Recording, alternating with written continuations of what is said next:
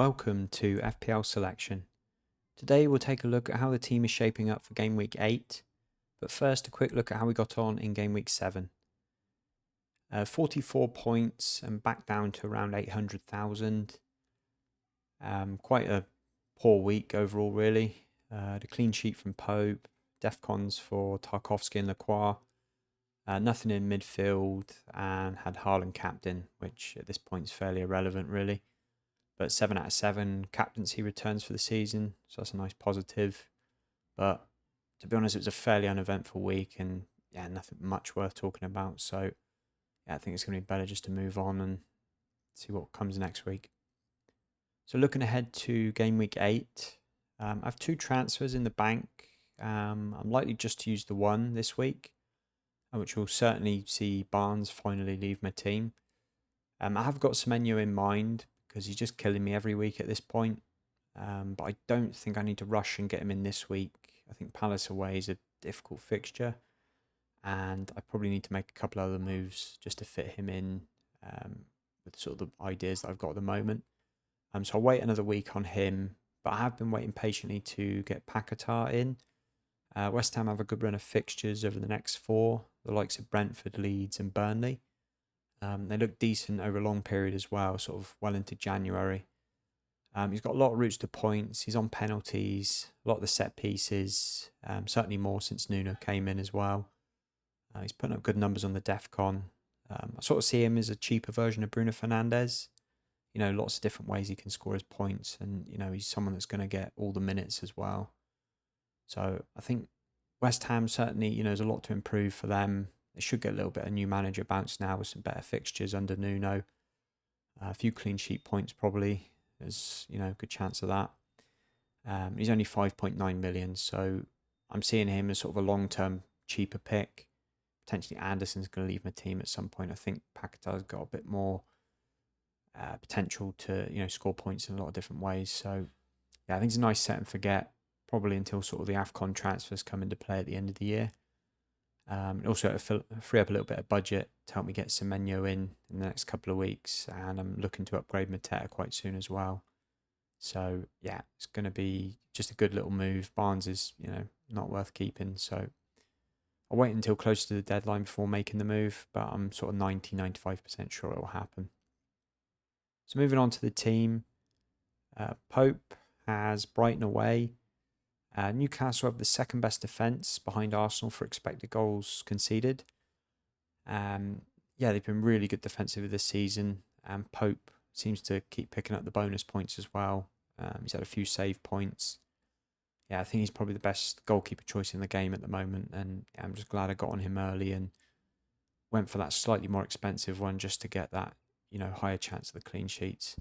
I think Brighton's a difficult fixture always when you play them away, but the way Newcastle are defending at the moment, I think there's a good chance for clean sheet in any game. So, I don't see that as a real negative, them being away from home. I think that almost makes them likely to be more defensive. So, very happy to have him on my team, and he'll likely stay in there for a long time. And Senesi is away to Crystal Palace. Obviously a very difficult game away at Palace, but I do think it's going to be a low-scoring game, I'd say. I think that Bournemouth have certainly, you know, had good defensive numbers. I think they're third best behind Arsenal and Newcastle for expected goals against this season. And Senesi's just been a points machine. 6 out of 7 weeks he's hit the DEFCON. He's had a few assists and a goal. So I think in any game he's going to start off on 3 or 4 points, and you know, you can see what you get from there. But yeah, he's a season keeper at the moment. I think the way that he's churning out the points. And Tarkowski is away to City. Now, obviously, it's a tricky fixture to go away to City, and I'm certainly not expecting a clean sheet.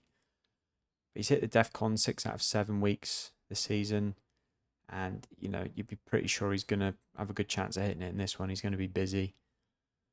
So, you know, starting the game on 4 points, they concede 2, he's only going to lose the 1. So I'd take 3 points right now, to be honest. Everton haven't been great defensively this season, so again, don't see a clean sheet, but he's always a threat from set pieces as well. So the idea for me with these DEFCON guys is just play them every week, because, like I said, you're going to get the 4 points minimum most of the time, and then it's just a case of they only concede 2 or 3, then 3 points is great. Then Lacroix is at home to Bournemouth. As I said earlier, I think it should be a fairly low-scoring game. I think both teams are pretty decent defensively. Lacroix himself has had good numbers on the DEFCON. I think it's officially 4 out of 7, but there was that 1 week where the points didn't get counted because the game closed. So 5 out of 7 realistically. I expect it again in a game against Bournemouth because it's going to be so back and forth. They're just chaotic games. So it's going to be a lot of recoveries and headed clearances, I think. So I'd expect to get, at least the DEFCON in this one. And Palace have been, really good defence for a while now, and there's always a chance of a clean sheet, especially when they're playing at home. And Alderete is at home to Wolves. Now, like I said earlier, I think I'm likely to bring in Paqueta this week, and he would start ahead of Alderete. He got taken off on international duty, and Labrie was asked about it, and he said that he didn't really have any more information. They'd see, over training the next couple of days. So we're not sure if he's going to play or not. But like I said, he'll likely end up on the bench. But if he does play, and for some reason, if I don't end up bringing in Paqueta, Wolves at home's a nice fixture, and Sunderland have defended really well this year so far. So you wouldn't put it past them to get a clean sheet, and he's always good for the DEFCONs. Now moving on to the midfield, Salah is at home to United. I looked up his record against United because it feels like he does always score against us. And it's 16 goals in 17 games, including a few cup matches, which obviously is a really good record. He's obviously had a slow start to the season. He doesn't look quite on top form yet, but this would be the typical game for him to just suddenly burst into life. It's, we're starting to get to the point now, 7 games in. He's really got to start turning it on. Otherwise, it's going to keep getting asked questions of, is he the same player? Is he getting too old? All of those things. But I don't see that happening yet. I still think it's just a slow start. And yeah, like I said, this could be the game where he just suddenly comes to life. And yeah, unfortunately, if it's against United, that's not ideal from my point of view. But yeah, I'm going to stay patient with Salah, give him a few more weeks. Like I said, Liverpool have got good fixtures, 12 or 13, I think it is onwards. I'd like to keep him until then, but potentially I might end up getting rid if he's still not producing anything over the next few games. Fernandes, on the contrary, has a poor record against Liverpool. He's only got 3 goals in 11 games against them. But United have the highest expected goals this season. And I think Fernandes has created the most chances of anyone. And as we keep saying, he's just one of those players. He's always got lots of ways to score points, and he does love a big game against these better teams. He's unlucky not to score last week, and he does tend to get one chance every match. So yeah, he's going to be a long-term hold for me. Even though he's not quite getting the points we'd like to see. So his missed penalties, that's the only difference. I think he'd be the second highest point scorer right now if he hadn't missed those penalties, which I know it's an if and a but the chances are there. So yeah, we'll see if that continues. And Reinders is at home to Everton. He was really unlucky not to score against Brentford. He had a good game. He was well involved in all of the City attacks. He's nice and cheap at 5.8 million. Obviously, I got him at the start of the season, 5.5. So for me, he's a long-term hold.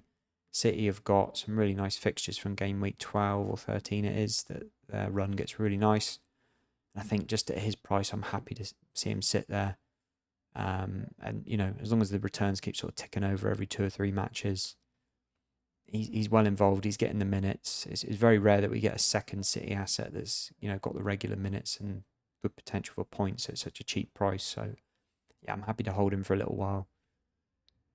And Anderson is at home to Chelsea. He's been hitting really good numbers on the DEFCON, but Forest as a team have not looked great since Postecoglou's gone in there. Really would like to see a bit more improvement from them, but to sort of keep Anderson long term. He's not really got the returns you'd like to have seen by now. I brought him in purely to get the DEFCON 4 points each week, but it's not quite worked out yet. He is hitting high numbers, and he's been close on quite a few occasions, so I think it is price. I'd be happy to see 3 or 4 points every week, but just want to see that little bit more, just to, have that confidence that he's going to hit it most weeks, or, get the odd assist or goal here and there, which he hasn't done yet. So I think it's more a Forest problem rather than the player, because I think he's had a good season so far, but we're looking for points, not good performances. So I think Chelsea at home, difficult games. They won't have much of the ball, but, that might help with the DEFCONs. So yeah, I'm looking for sort of 3 or 4 points here from Anderson. Moving on to the forwards, Haaland will be captain again this week. Really easy decision, I think, the form he's in. Obviously being a home game. May have considered Salah if he'd shown a bit more, but there's no point going against Haaland at the moment.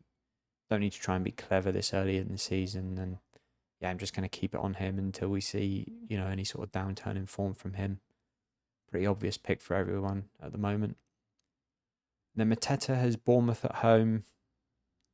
He's becoming quite a frustrating own, Mateta. He's been getting a lot of chances, but he's just not putting them away. I think Bournemouth, like I said, it's going to be a back and forth game. There should be some chances in it for him. Palace sort of play on the counter against him, I'd imagine.